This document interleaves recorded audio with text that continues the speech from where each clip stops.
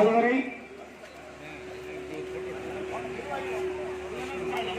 Sir மதிசார் எங்க இருக்கீங்க? அயற்பணி தோழர்கள் அனைவருக்கும், இந்த பேரணியில் கலந்து கொண்ட அனைத்து தாய்மார்களுக்கும் நண்பர்களுக்கும் நன்றி கலந்த வணக்கத்தை தெரிவித்து வருகிறோம். நாம் அயற்பணி ஊழியர்களும்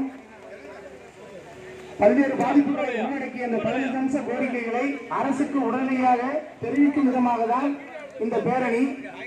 ஏன் நம்ம 39 நாட்கள் உள்ளிருந்து அண்ணாமலை பல்கலைக்கழகத்தில் இருந்தோம்.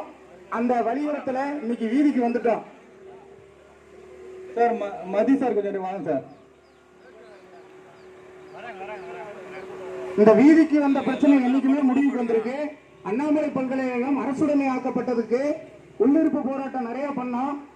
அந்த வீதிக்கு காந்தி சிலையில வந்ததுனாலதான் அண்ணாமலை பல்கலைக்கழகம் அரசுடைமை பல்கலைக்கழகமாக அன்றைய தமிழக முதல்வரால் அறிக்கப்பட்டது. அதுபோல இன்று பேரணி 39 நாட்கள் நம் நிர்வாகம் மெத்தன போக்கின் காரணமாக நம்மளுடைய போராட்டம் அரசுக்கு கவனம் தெரியாத காரணத்தினால்தான் இந்த போராட்டம் பேரணியாக உருவாக்கப்பட்டது. இந்த பேரணிக்கு வந்த அனைத்து தாய்மார்களும் நண்பர்களுக்கும் நன்றியை தெரிவிச்சுக்கிறோம். ஏன்னா இந்த பேரணி முழுமையா உங்க ஒத்துழைப்புக்கு நன்றியின் காரணமாக வெற்றி அடைந்திருக்கு. இது உடனடியாக தமிழக அரசுக்கு கவனத்துக்கு செல்லும். மாண்புமிகு வேளாண் துறை அமைச்சர் அவர்களும் நமக்கு அனைத்து விதத்திலும் ஒத்துழைப்பு தருவதாக வாக்குறுதி கொடுத்திருக்காங்க. மேலும் தமிழக முதல்வர் அரசு ஊழியருக்கு எதிரானவர் இல்ல, அரசு ஊழியர்களுக்கு